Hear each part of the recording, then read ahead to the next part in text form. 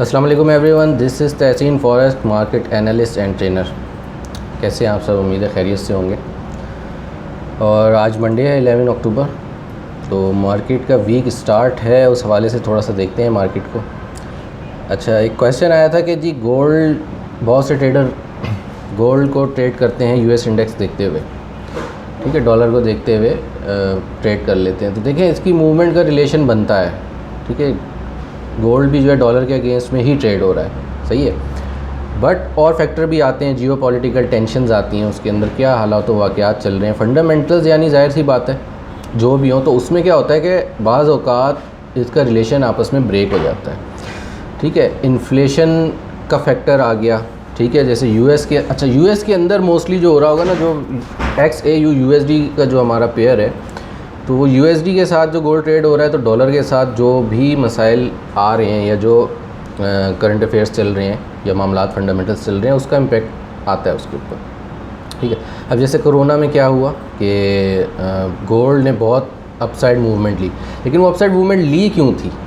ठीक है, upside movement इसलिए ली थी कि इन्होंने अपने इंटरेस्ट रेट जो है हंगामी बुनियादों पे कट कर दिए थे। 1.75 के अराउंड चल रहा था उस वक़्त, जो कि इन्होंने 1.25 किया, देन फिर उसको 0.25 के ऊपर ले गए, ठीक है। यानी तो एकदम से जो ड्रॉप आया डॉलर के अंदर, तो इसी वजह से गोल्ड बहुत ज़्यादा अप चला गया। लेकिन उसके पीछे अब लोग सिर्फ ये बोलते हैं कि जी कोरोना, देखें एक फैक्टर अब ये था USD, दूसरा था सेफ़ हेवन का। सेफ़ हेवन, गोल्ड के अंदर सेफ़ हेवन अपील होती है हमारी, यानी सेफ़ हेवन जब आवाम ये देखती है, इन्वेस्टर्स ये देखते हैं कि जी हम अच्छा प्रॉफिट नहीं अर्न कर सकते अपने बिज़नेस के अंदर, कोई भी वजूहात हों उसके पीछे, जैसे अभी कोरोना वायरस की थी, तो फिर वो क्या करते हैं कि अपने इंटरेस्ट गोल्ड सेफ़ हेवन है कि जी गोल्ड की तरफ जाएं, एंड में गोल्ड ही जो है वो काम आएगा।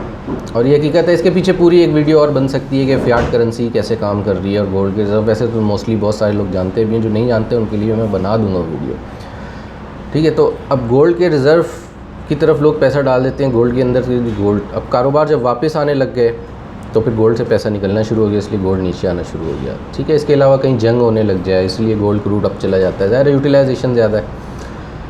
और कुछ और भी फैक्टर इसके अंदर होते हैं USD के हिसाब से ही, लेकिन वो उसके अंदर देखेंगे हम, जैसे इन्फ्लेशन वगैरह है।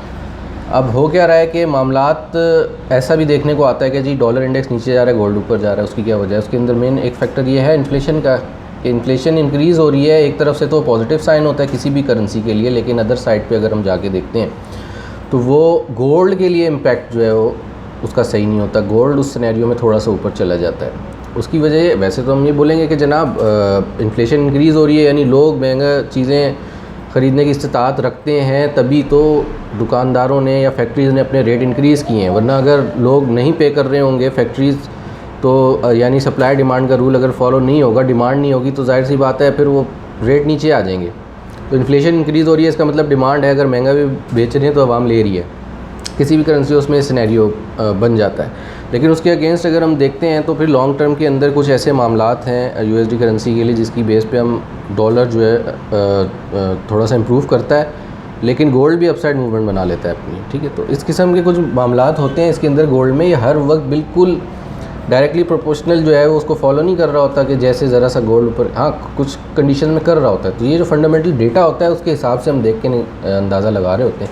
बाज़ औक़ात ऐसा होता है कि जनाब हम यूरो USD के अंदर सेल कर आते हैं, चूँकि डॉलर स्ट्रॉन्ग हो रहा है, लेकिन गोल्ड की बाइंग में हम होल्डिंग रखी हुई होती है, तो उसके जो इम्पैक्ट्स होते हैं लॉन्ग टर्म के, उस हिसाब से ट्रेड किया जा रहा होता है इसके अंदर, ठीक है। तो अब जैसे मैं अभी बोलूँ कि गोल्ड की एक डाइव नीचे मेरी नज़र में ड्यू है जो कि बनती है, लेकिन ये बाइंग जोन है, सारा बाइंग करेंगे तो लॉन्ग टर्म के अंदर गोल्ड फिर ऊपर जा सकता है। लेकिन वो नॉर्मली फॉरेक्स ट्रेडर्स या छोटे अकाउंट वालों के लिए, जो छोटे अकाउंट स्पेशली लेके कर रहे हैं, उनके लिए होल्डिंग करना नहीं बनती। वो बैंकिंग सेक्टर्स और हेज फंड्स और उनके हिसाब से वो काम चल रहा होता है, ठीक है।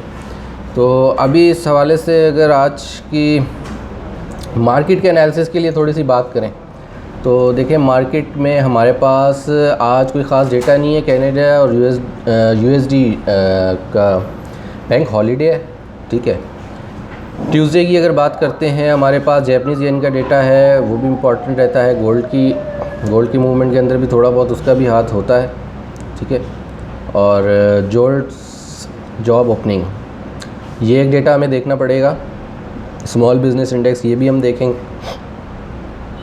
और 10 ईयर बॉन्ड ऑक्शन, ये बहुत इंपॉर्टेंट है। आजकल के जो हालात वाक़यात चल रहे हैं उसके हिसाब से गवर्नमेंट सिक्योरिटीज़, अमेरिका का इस वक्त डॉलर को इन्होंने सारा इसीलिए दिया हुआ है कि अपनी वो सिक्योरिटी बॉन्ड्स वगैरह में इंटरेस्ट दिलवा रहे हैं आवाम को, इन्वेस्टरों को ख़रीदें, और अभी तक ख़रीद भी रहे हैं, लेकिन वो इंटरेस्ट हो भी सकता है, डिपेंड करेगा आगे। बहुत सारे हालात वाक़यात बैक एंड पे ऐसे चल रहे हैं। ठीक है, वेडनेसडे हमारे पास GBP का भी डेटा है, USD का है। ठीक है, FOMC मीटिंग मिनट्स हैं वेडनेसडे को 11 PM, उसका भी इम्पेक्ट कुछ ना कुछ आएगा या नहीं भी आएगा, तो हम देखेंगे कि उसके अंदर हमें फंडामेंटली क्या मिलता है क्लू। तो ठीक है जी। बाकी फ्राइडे को core retail sales data market के अंदर है, सही है, अच्छा है, लेकिन बाद वक़्त होता पता है क्या है कि मार्केट जो है वो मूव अपनी एक बड़ी बना रही होती है, उससे पहले काफ़ी दफ़ा मार्केट स्लो भी हो जाती है। ठीक है, क्योंकि एक लंबी मूव बनाने इन्वेस्टर जो है वेट कर रहे होते हैं।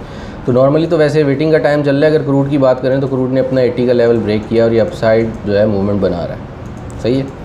अच्छा, किसी ने अगर हेजिंग करनी है तो यहाँ 80 के लेवल से हेज करे, लेकिन नीचे स्टॉप लॉस दे देगा $2 का क्रूड का, और उसके अलावा अगर बाइंग में बैठना चाहता है तो भी $2 क्रूड का लगेगा। अच्छा, ये बता दूं कि अभी जो कंडीशन चल रही है इस वक्त क्रूड ऑयल वैसे यहाँ से एवरेज सेलिंग के अंदर भी बनता है, लेकिन जो प्रॉपर रिस्क मैनेज करना जानते हों, ठीक है। और उसके अलावा अभी फ़िलहाल की जो हम लिमिट देख रहे हैं इसके ऊपर वो है 82, 83, 83.5 के लेवल तक। तो ये इनिशियली जो है मूव करता स्लोली दिख रहा है। ड्रॉप इसके अंदर आएगा, कुछ टाइम में आएगा, लेकिन बात हुई है फंडामेंटल इवेंट कब उसको सपोर्ट करें ड्रॉप के लिए। फ़िलहाल तो नहीं है, फ़िलहाल आहिस्ता बायर इसको उठा रहे हैं ऊपर, लेकिन कोई ख़ास इसके अंदर वॉल्यूम भी उस हिसाब से नज़र नहीं आ रहा। ठीक है, तो ठीक है। अच्छा, अभी अगर हम बात करते हैं गोल्ड की, तो गोल्ड भी अपना जो है ये लेवल इसने जो है होल्ड किया हुआ है 1745 से 1750 का लेवल, ये लेवल इस गोल्ड ने होल्ड किया हुआ है।